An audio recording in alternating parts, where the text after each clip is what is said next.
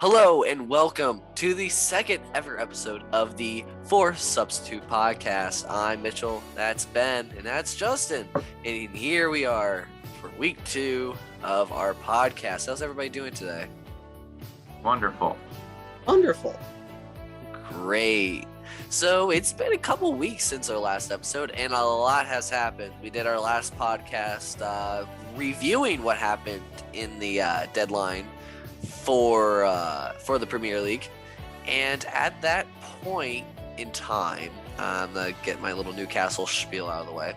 At that point in time, Newcastle had just lost in the FA Cup, or they were about to. No, it was the day before they lost in the FA Cup to Tier 3, Cambridge United. Since that point, Newcastle has been unbeaten in any match play, and in the Premier League, they have been unbeaten in 8 consecutive matches. They actually no 1, 2, 3, 4, 5, 6, 7, 8. Yeah, 8 consecutive matches, starting with a 1-1 draw against Man United. 1-1 draw, which should have been a 1-0 win, but thankfully for Jamal Lascelles, he decided to let a goal in. So it's a 1-1 draw against Watford, a 1-0 win against Leeds United, a 3-1 win against Everton, a 1-0 win against Aston Villa, a 1-1 draw against West Ham, and a 2-0 win against Brentford. And just today, Newcastle beat Brentford 2-1. I mean, Brighton. Thank you. I get this. They're both B's. I mean, yeah. One's called the Seagulls, and one is literally a B. But Newcastle beat them for the first time in 6 years. Remember, both these teams came up from the championship together. Since then, Brighton has not beaten has not lost to Newcastle since then. They have drawn. In fact, at St. James Park, which is Newcastle's home stadium, they in fact have never drawn, and Newcastle has only scored 1 goal at St. James Park against Brentford in 6 years. Today, they scored 2 in 2 minutes. It started out, it almost got it right away. In the second minute, Ryan Fraser received a cross from Jacob Murphy, and unfortunately, it was saved with a centimeter left before crossing the line. However, it did not cross according to the goal decision technology. But then again, Ryan Fraser did up again his goal. Jacob Murphy, who has a really bad streak of hitting the post, his past 5 shots have hit the post. It's kind of unfortunate, but he tried chipping it over the keeper, hit the post. Ryan Fraser there cleans it up, 1-0. Then immediately after that, Ryan Fraser wins a free kick. Ryan Fraser swings it in. Fabian Schär heads it home, 2-0 Newcastle. Then in the 55th minute, things get a little chippy. Goal gets in from Lewis Dunk. Dunk heads it home. It's 2-1. However, Newcastle locks it down for another W. Just so you know, Newcastle's only 2 points behind Liverpool in terms of recent form since that Man United game. And that's just to say, wow. Newcastle went from being bottom in the Premier League to currently being 14th in the league. If they right now, and knock it on wood, they should stay up in the Premier League, and therefore that would mark them as the first team to stay up in the Premier League after not winning 14 of their first 14 Premier League games. That was 10 draws, 4 losses.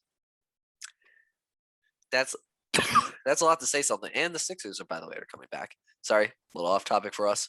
But yeah, Newcastle is such a much better improved team on Eddie Howe. Eddie Howe is a great manager, and obviously, yes, Justin, I know, but he is a great manager. He was given a bad rep after, unfortunately, his home club that he brought up from League Two,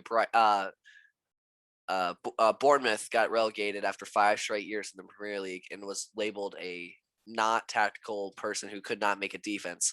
So far, since that time that they beat Man United, drew against Man United, they have only allowed 5 goals in 8 matches, which is amazing according to Newcastle standards. Prior to that, under Steve Bruce, they allowed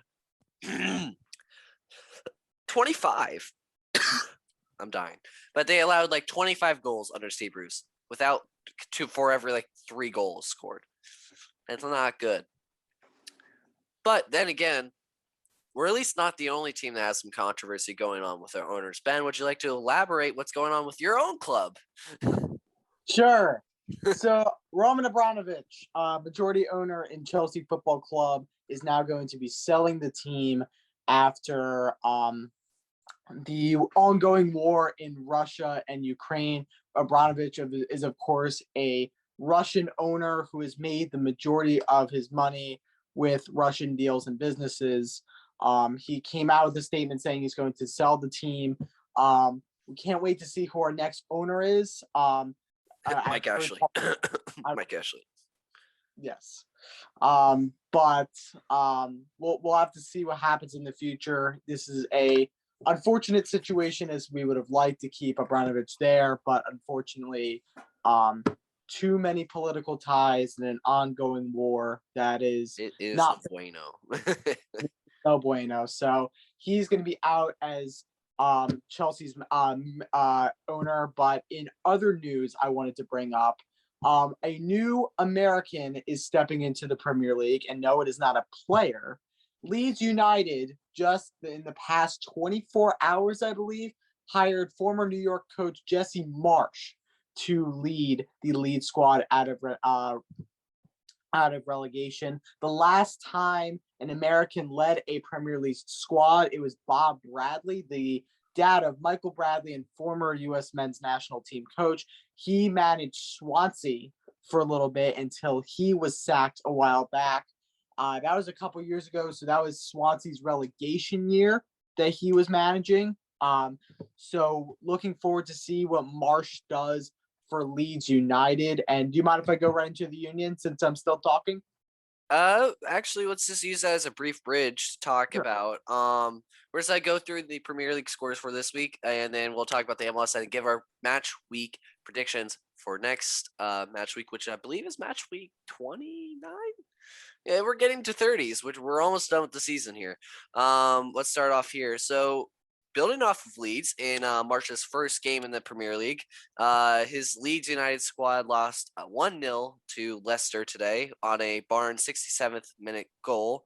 Kasper Schmeichel was the man of the match. It was pretty even possession, 51% for Leicester, 49% for Leeds. And Leeds had an expected goals of 2. And Leicester apparently had 0.34 expected goals. So the score did not reflect what should have happened in the game. However, the result ends up showing what actually happened. Okay, something else about Leeds real quick. So right now they're only 2 points above Burnley, who is in 18th. So they're barely hanging on right now.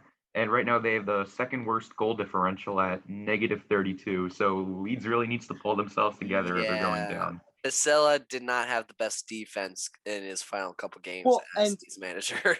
Before you move on too, I mean, like you said, Mitchell, that game did not show, all that Leeds did. They looked much better under Marsch than under their former gaffer. I mean, they controlled every aspect of the game except for one unlucky goal for Leicester. And I'm looking forward to seeing what Leeds does in their next game. And like Justin says, they need to get their act together quick because relegation can really wreck a club. Like given the example with Sunderland, they went down for years. I like seeing Sunderland. I know you like that, I think Marsch is looking to prove that Americans can really manage, at the Premier League level. Again, the last one being Bob Bradley. He was thrown into a little bit of an unfair situation. I think Marsch wants to prove a point with this Leeds United team, and I'm hoping he does so. Also, right now they have 5 injured players, so that's not going to help them at all. We'll elaborate on the relegation battle in a second. We'll do that towards after the MLS section. But then Aston Villa beat up on Southampton, which is Newcastle's next opponent, and we'll get to that later. Ollie Watkins opened the scoring in the 9 minutes. Pretty great work up for that goal. Works it past the goalkeeper for Southampton. And this is Danny Ings' homecoming match in front of fans for Danny Ings. Danny Ings was the star player for Southampton last year, 2 years ago, or I forget when he transferred, but He was a star player for the club, and this is his first return back. I believe it was at Southampton. It was at Villa Park. He will have his return soon. However, he was the man of the match for Aston Villa. Luis got on the goal sheet at 44th minute. Coutinho continues his streak of in 6 matches, 3 goals, 3 assists. And then Danny Ings scored in the 54th minute. Our next match here was Chelsea versus Burnley. Yeah, Chelsea kind of put the beating on Burnley. Wins 4-0. Kai Havertz scores 2 goals in the 52nd and 55th minute. James scored in the 47th, with Christian Pulisic scoring in the 69th minute. Your man of the match was, in fact, Christian Pulisic. Then we already went over Newcastle Brighton. Newcastle wins 2-1. Fraser Schär scored for Newcastle. Dunk 1 goal in the 55th minute. Man of the match, Ryan Fraser, and I definitely agree with that. It was either that or Fabian Schär. They were both 8.3 and 8.4 in terms of ratings. So really good match there. Dan Burn, really underrated, great player. Then Brentford gets back in the win column after a very, very, very slippery slope of a last couple games for them. Even Tony, his first game back in the starting rotation, along with Christian Eriksen's first game started since his cardiac arrest moment. Tony gets a hat trick through 2 penalties and a standalone kick, where Pookie scores in the 90+2. Norwich seemed to have be almost 1 goal down at one point. However, the goal was ruled out due to VAR. Moving on, Crystal Palace upsets Wolves today through Mateta and Zaha. They went 2-0. Zaha was a penalty, and your man of the match was Guaita. And then in the Brentford, your man of the match was obviously Ivan Toney. I don't know if I said that or not. Then your game cap for the Saturday slate of games was Liverpool West Ham, a game that has some Champions League implications at the top of the league. West Ham loses 1-0 as Sadio Mane scores in the 27th minute. And your man of the match was Trent Alexander-Arnold. Now let's get to the MLS news. What you got for the Philadelphia Union, Ben? So some news since our last podcast. We were talking about Mikael Ure coming in at $3 million and Jamiro Montero coming in at $2 million, being the former record holder for biggest transfer for the Philadelphia Union. Well, Jamiro Montero is now gone. He has been traded to the San Jose Earthquakes for allocation money. Less than Kasper Shabilko, which has been a shocking move for the Philadelphia Union, but it seemed like Jamiro Montero wanted a long-term extension. He is already 28 years old, and the Union are worried about his age for a long-term extension. So the opening game versus Minnesota United was a 1-1 draw, a Union goal coming off of Corey Burke, his first of the season. And then today, Montreal Club de Foot at the Olympic Stadium. It was a 2-1 win for the Philadelphia Union. Goal by Alejandro Bedoya and the winning goal by Daniel Gazdag seals that Union. So already for the Philadelphia Union, a good start to the season, 1 win and 1 draw. We'll have to see who's going to make up, though, for Jamiro Montero, a huge presence for the Philadelphia Union. Hopefully, they'll put the allocation money to very good use. Yeah, now to build off of that, my Columbus Crew unfortunately threw away a game today. It started off pretty poorly for them. They were down 1-0 due to a 9th-minute penalty. Then the Quakes, San Jose Quakes, unfortunately had a red card in the 33rd minute, which led to a Zelleron goal. Then Zelleron scored again in the 73rd minute. Zardes added on to that tally, making it 3-1 going into the final 10 minutes. However, San Jose had different ideas as Calvo scored in the 84th minute, and then due to 8 minutes of extra time, Calvo adds on another in the 90+6, which led to a high-scoring 3-3 draw for both teams. Now, moving back to Premier League, let's just predict the last of these week's games, and then we'll move on to match week 29. So this week we have tomorrow. We have one game. We have 2 games tomorrow and 1 game on Monday. Tomorrow we got the early game at 9 a.m. We got Watford versus Arsenal. I think this is pretty obvious. I think Arsenal wins. Do we all agree here? Yeah, definitely. Yeah, Arsenal. Yeah, I'm sorry, Watford. You and Royal Hutchison, unfortunately, have a senior dinner time. Sir Elton John would tend to disagree with our take. Huge Watford fan, if those didn't know. I mean, Elton John and Roy Hodgson are both old, so yes. Oh, then we got the Manchester Derby. We have Man City versus Man United at the Etihad. Man City had a cup tie over the weekend when which Mahrez started. A lot of starters were played for Man City, so it'll be interesting to see who sits and who starts off the bench for Man City. However, I do think Man City's still the superior team. Man United's still in shambles. Therefore, I think Man City wins. What do you guys think? I think Man City will win, but I think it's at least going to be a good game, fun to watch. Yeah. 1-1 draw. I don't think anyone's going to win that game. Interesting. Who are your goal scorers in your 1-1 draw? Oh, that's a tough one. I think Ronaldo. What is Ronaldo playing? Yeah, Ronaldo's playing. Okay, I'll take one for Ronaldo. He tends to do really great in the big time games. It's what Ronaldo. Yeah, he does. Yeah, true. And then for Manchester City, I have to think for a sec, but I think it'll be a goal for Kevin. If he's still playing, because I don't get injuries in the Premier League. I don't follow. Their leading scorer right now is Raheem Sterling. Yeah, I'm not going Raheem. Is Kevin De Bruyne playing? He is. Kevin De Bruyne will be playing tomorrow. He is not injured. Right, however, our Downtown West representative is injured with a injured back. Yes. So De Bruyne. People think Man City. Oh, it's pretty even actually. 45% people think Man City will win. 42% think Man United. 13% think draw. Yeah. De Bruyne, Ronaldo, count it. All righty, moving on. Our final game of match week 28 is Tottenham hosting Everton.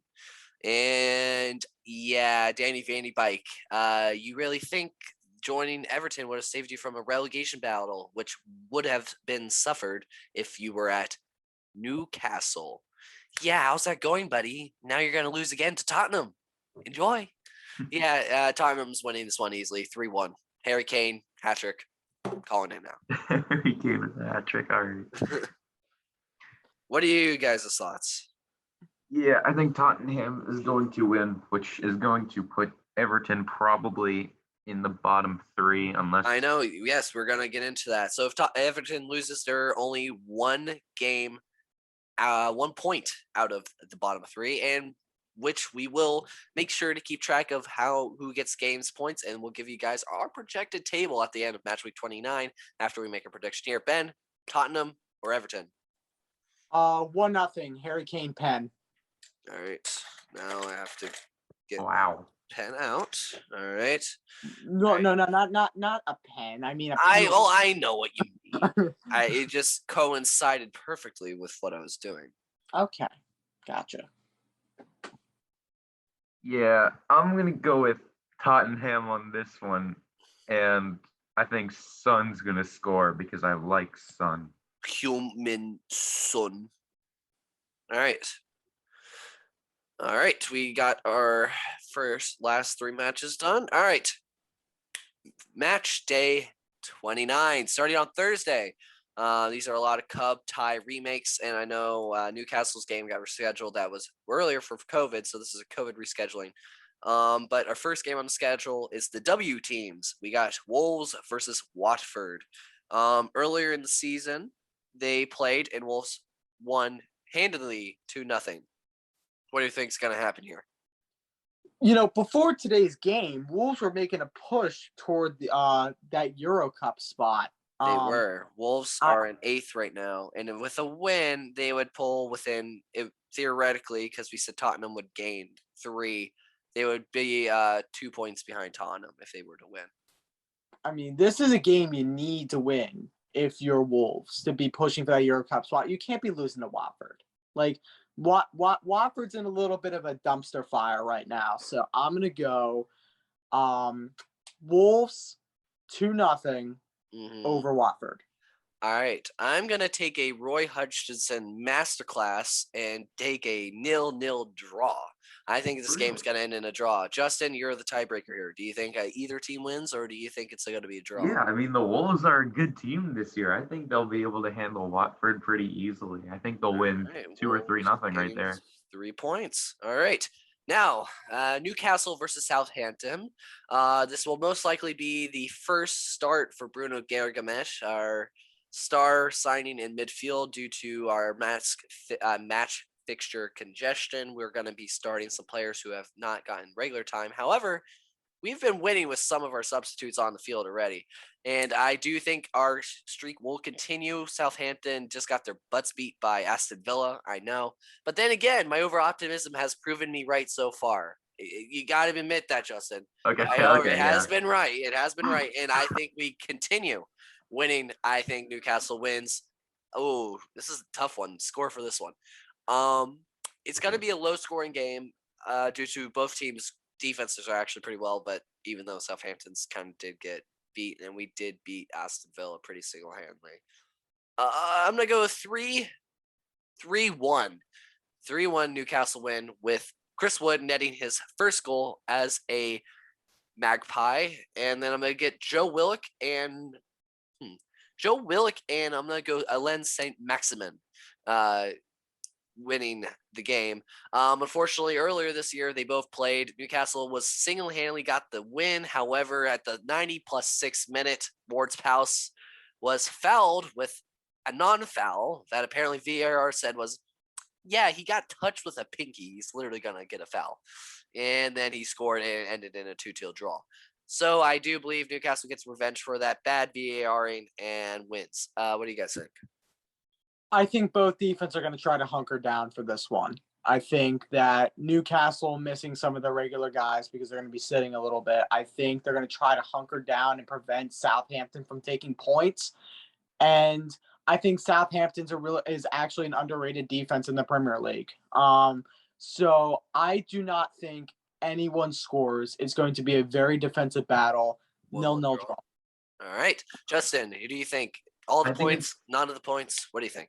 All right, so I think it's going to be 1-1 going into the second half. Somebody's going to score around halfway through. Then they're going to play the good old 10 defense, one guy up. Oh, yeah. Well, we'd love to see it. Yes. We love that. That's fun soccer to watch. All right. I think Southampton's going to be the one to put it in, though. All right, so we got a 3-way tie here. However, since I'm the Newcastle fan, we're going to have Newcastle bias. Therefore, they win. All right, that's fair. That's called rigged. It's called facts. Anyways, then again, if the same thing happened to Chelsea, I would give you the points anyways. Okay. All right. Speaking of Chelsea, here's the next game. It's Chelsea versus Norwich. We got to hurry up here because Zoom is being a little annoying here. Chelsea, Norwich, I think we all know where this is going. Chelsea demolishes Norwich, and yeah, we all know this is going. Mm-hmm. Yep, next picture. All right. Oh, here we go. Leeds, Aston Villa. Steven Gerrard versus the new kid on the block. It's at Leeds. I think Leeds stops the bleeding with a 2-2 draw with Coutinho and Watkins getting on the board for Villa. Leeds, Patrick Bamford. I think he's coming back this game. And then, I don't know, Rafinha? I don't know. I still think a 2-2 draw. What do you think?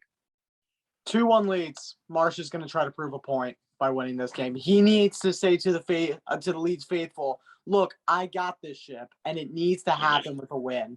So it's going to be a 2-1 game. Coutinho scores for Aston Villa, but Leeds get the points. Justin? So Leeds is a very fun team to watch. They high press a lot, which is, good, but sometimes they can bite you in the ass. I think they're going to lose 3-1 to Aston Villa.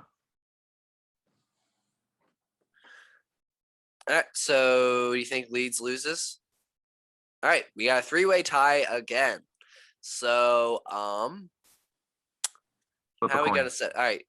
I know. How about We'll just leave it at tie. Since we or gotta I just all right. I just picked a number between 1 and 3. What is it? 2. 3. It's 3. Thank you. All right. So it is going to be a Leeds gets the points here. All right. All right. Last 3 fixtures of the week. We have. This is strange. Oh, it's a double match week. That's right. Silly me. All right.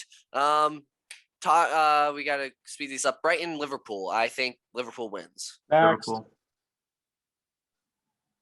All right. Brentford, Burnley. I think Brentford. It's a draw. I think it's a draw. Nah, 2-0 Brentford. Next. Justin. I think it's going to be Brentford. All right. Brentford gets points. All right. Tottenham, Man United. I think it's gonna be Tottenham. 2-2 draw. Man U. All right. I'll just agree with draw. So +1, and then Man United +1. All right. Back to double fixture since it's a double fixture week. Chelsea versus Newcastle. I'm gonna go in with a 2-2 draw. Someone's optimistic. I'm going with Chelsea. I mean, we drew with West Ham, and they're 3-0. way better than Chelsea. 3-0. All right. Get these bums out of here. All right, fine. I'm gonna come back to this moment and rub it in your faces. Yep. Oh, All right. Wolves versus Everton. Wolves will win. Wolves. Leeds, Norwich. Leeds will win. Leeds. Watford, Southampton. Southampton will win. Southampton. Saints. West Ham. Yep. And then West Ham, Aston Villa. West Ham will win. Yep. Hammers. Yep. And then Leicester, Arsenal. I think Arsenal. Leicester. All right, Arsenal wins. Yeah. All right, and this is the last one. Crystal Palace, Man City. I think Man City wins. Man City. Yeah. Yeah. All right, congratulations, everybody. We made it through this match week. All right, let's hurry up and add these together and hurry up and make our mock table. All right, so we have Man City gets richer. They get Man City will become 72 points on the season. Liverpool gains 3. So at 66, they're still in the race. Chelsea gains 6 on the bounce. They become 59. All right. Who has more here? West Ham or Man United? Oh, we have a tie here. All right. So West Ham moves up to 4th on goal differential, and they'll have 48. And same with Man United. They'll have 48. Oh, but wait a minute. Arsenal's coming up from behind, and then we got 51 for Arsenal. So if Arsenal moves into Champions League qualification, and West Ham would be in Europa League, Tottenham is gained 4 points, so they would be at 46. Wolves, we have getting +6, so they'll be tied with Tottenham. Southampton, we have getting 3 points, so they'll be at 3. So they'll be at 38. Crystal Palace, we don't have winning anything. All right, Crystal Palace stays dormant. Villa stays dormant.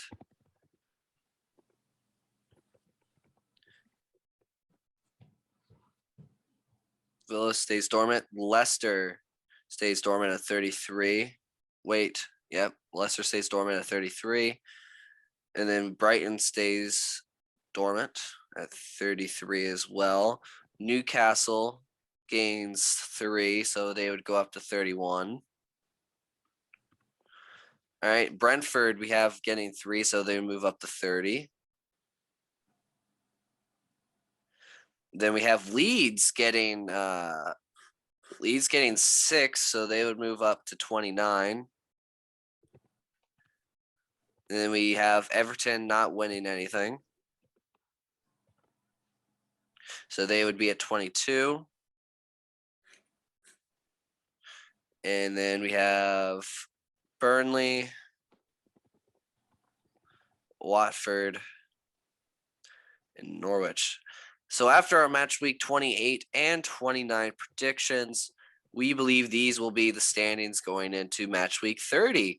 So at the top of the league, we have Man City. Number 2, we have Liverpool, Chelsea at 3. And closing out Champions League qualification, we have Arsenal. Then Europa League spot on goal differential, we'll have West Ham. Man United has the 6th spot. Tottenham is at 7. Wolves at 8, Southampton at 9, Crystal Palace at 10, Villa at 11, Leicester at 12, Brighton at 13, Newcastle stays at 14.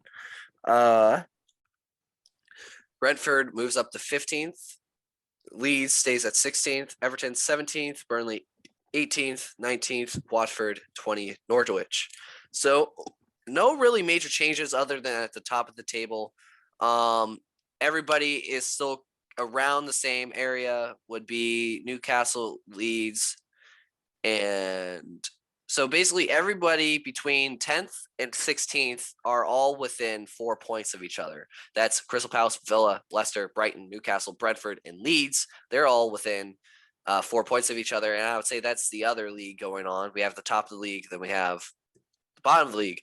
But I think the main teams for relegation, in our view, would be Everton, Burnley, Watford, and Norwich. Norwich is only 5 points back of Everton. Burnley's only 1 point back. Watford's only 3 points back. So it's a really tough race, and I think it would be really funny to see Everton go down. Let's see what happens.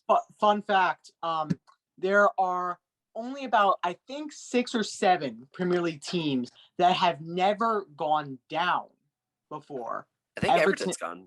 Are they one of them? Everton is one of them. Even better.